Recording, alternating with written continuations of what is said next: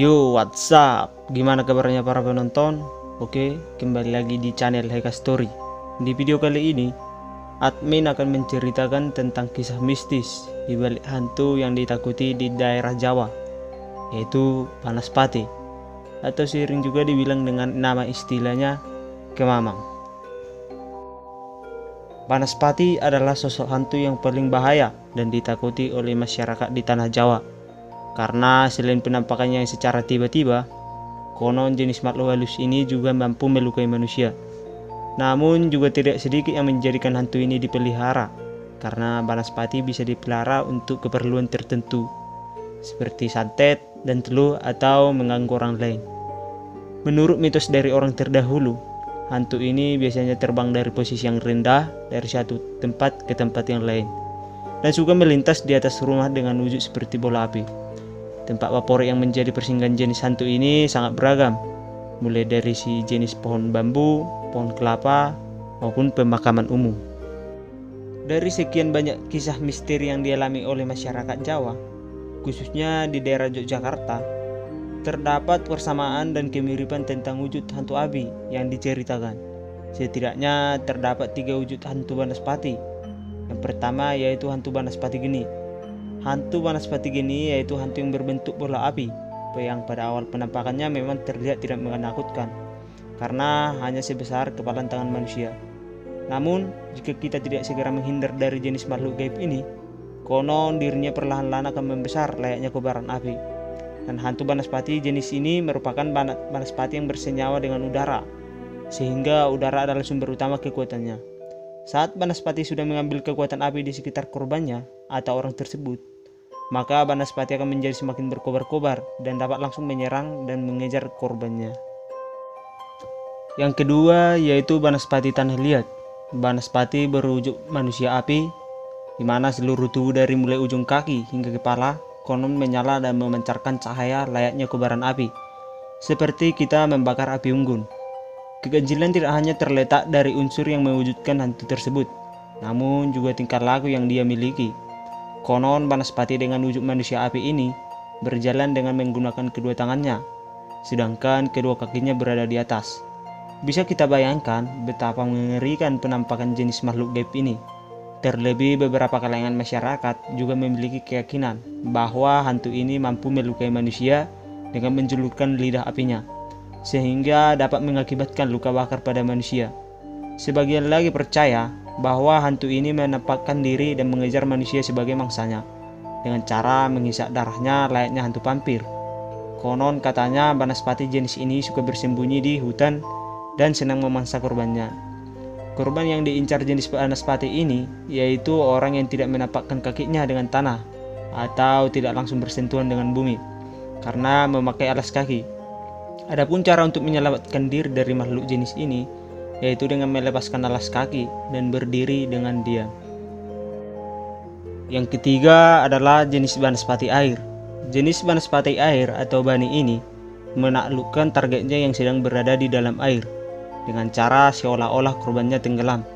Padahal sebenarnya korban sudah terlebih dahulu dihabisi darahnya sebelum akhirnya ditenggelamkan dalam air oleh Banaspati Bani ini. Jadi sebelum tenggelam di air, manusia yang menjadi korbannya sudah dihabisi terlebih dahulu oleh Banaspati ini. Konon katanya, apabila orang yang terkena dari api Banaspati ini, maka badannya akan menjadi patung dan jika disentuh akan menjadi abu. Benar atau tidaknya, cerita tersebut tentunya tidak dapat kita pastikan. Pada era 80-an, sosok makhluk halus ini kerap menampakkan diri dan mengganggu manusia yang sekitarnya, melewati tempat di mana Banaspati tersebut berada. Sementara menurut beberapa ahli dan masyarakat Jawa, Banaspati adalah termasuk sejenis santet yang sangat mematikan. Menurut cerita yang beredar dari masyarakat, santet Banaspati adalah jenis santet yang paling mematikan dan menakutkan. Konon orang yang menjadi sasaran dari santet ini akan tewas seketika. Santet Banaspati juga kabarnya sangat sulit untuk digagalkan. Bahkan saking sulitnya, konon katanya hanya manusia atau orang yang menguasai santet Banaspati saja yang dapat bertahan dari ancamannya. Kemudian ada yang mengatakan bahwa asal-usul Banaspati adalah dari telur ayam kampung yang pertama kali dari induknya, yang dijadikan sebagai media untuk menciptakan jenis santet Banaspati ini. Menurut cerita, telur akan dimantrai sesuai dengan orang yang akan dituju, dan dilakukan ritual di atas bara api, hingga telur tersebut meletus dan mengeluarkan bara api yang menyala-nyala. Bara api ini kemudian akan melayang dan terbang menuju sasarannya yang telah ditetapkan.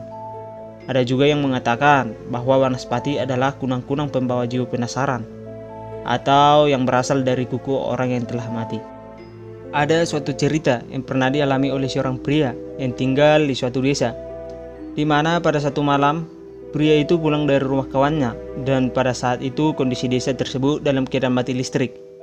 Pria tersebut pun pulang dengan hanya berjalan kaki, padahal jarak rumahnya juga terbilang cukup jauh dan dia hanya menggunakan sebuah obor sebagai media penerangan pulang melalui jalanan yang dikelilingi oleh hutan yang lebat.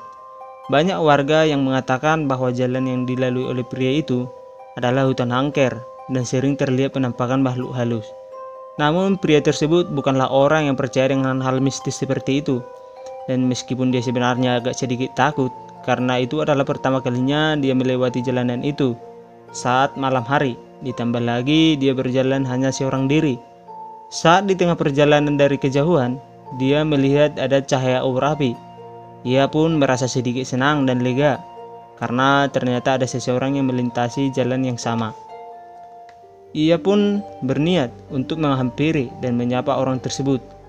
Namun anehnya semakin dekat dengan cahaya api itu, pria tersebut melihat obor itu tidak memiliki tongkat pegangan dan tidak ada seorang pun yang memegang obor tersebut.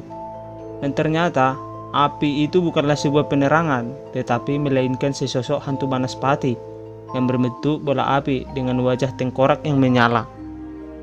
Sontak pria tersebut berlari ketakutan sambil berteriak minta tolong. Namun hantu Banaspati itu terus mengejarnya, dan pria tersebut terus berlari ke arah hutan yang dia tidak tahu arahnya lari, hingga pria tersebut memasuki suatu wilayah yang tidak dia tahu, di mana karena tidak adanya pencahayaan di sana.